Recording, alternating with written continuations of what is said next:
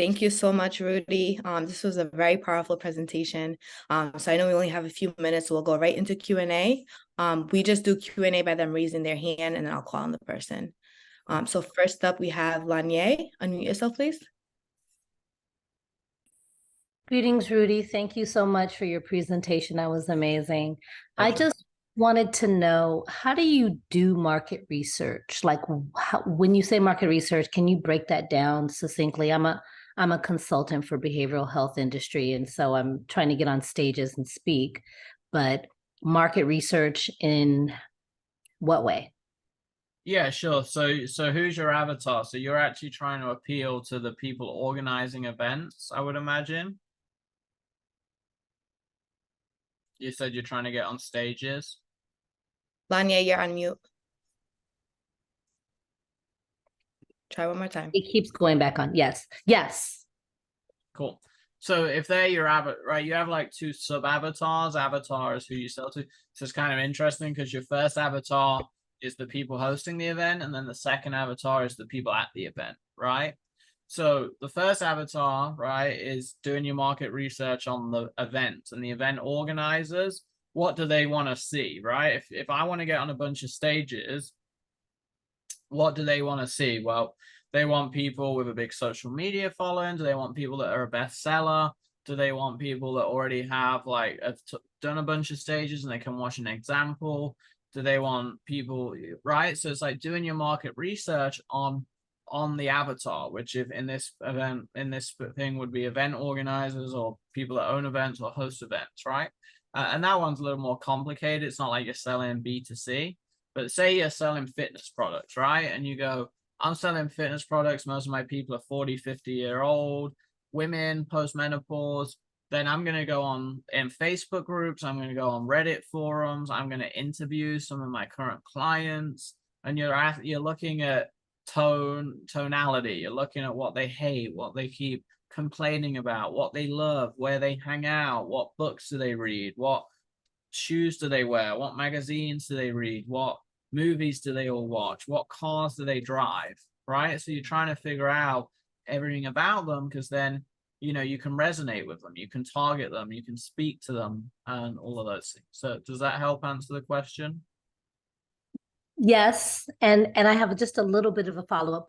Is there a database if that we plug in stats into and it can spit out great places to look for clients, or is that, are we not there yet in the data research? Yeah, no, it depends per industry. I mean, I do a lot with AI. We have a whole AI department and division. Right. And if you guys aren't using ChatGPT, you literally can go in there and you can say, my audience or avatar is this. Tell me what magazines they read. Tell me what their biggest complaints are. Tell me, what their biggest goals are, right? And you can get a long way with stuff like that. And then honestly, a lot of you, if you have clients already, just asking your 5 best clients or friends, right, if they're your avatar, asking them some questions, you'll learn a ton.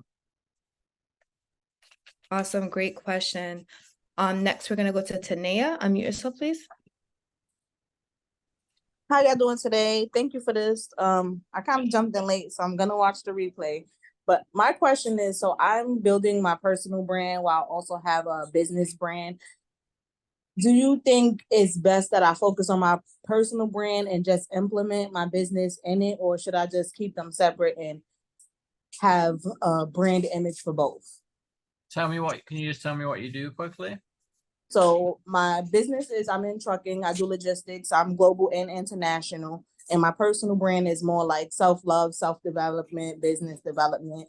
So they kind of play a part when it comes to my avatar, because people who are with my personal brand can evolve into the business part of it. But the people who are in the business are not really related to the personal side of it. Oh, and where do you make the money, and what do you sell? Like where do you want to be in a year selling what? In a year from now, I would like to be able to sell my course as far as the trucking industry goes. I have an ebook for trucking. I give a course where I teach people how to become a freight broker. And I do like a support group every Wednesday for the personal stuff, where that's kind of, I track my people.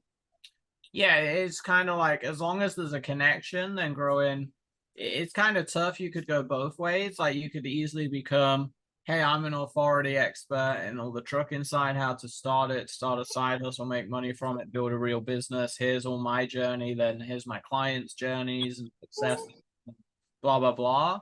If there's enough of a crossover from the personal brand side, you could grow that personal brand, right? For sure. And then go, as you build loyalty and you build that tribe, you can easily then go, hey, if you've been looking for side income, this is my day job. This is what I do as a business, right? And cross it over. I mean, you're always going to have more success. Like the straight line to success is if you grow a big following for side hustles and the trucking side, they're going to be an easier upsell into the program.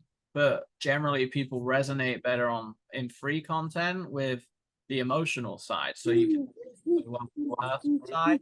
So yeah, you could create right, and the 2 pages, one's for the business, one's for personal. For sure. I mean, that's what some of the big entrepreneurs do. If you follow them, they have a big personal page, and then they have a decent sized business page where they're sending the like some of the personal people over. All right, awesome. Thank you, Tanea. Next, we are going to go to McCoy. Raul, unmute yourself, please.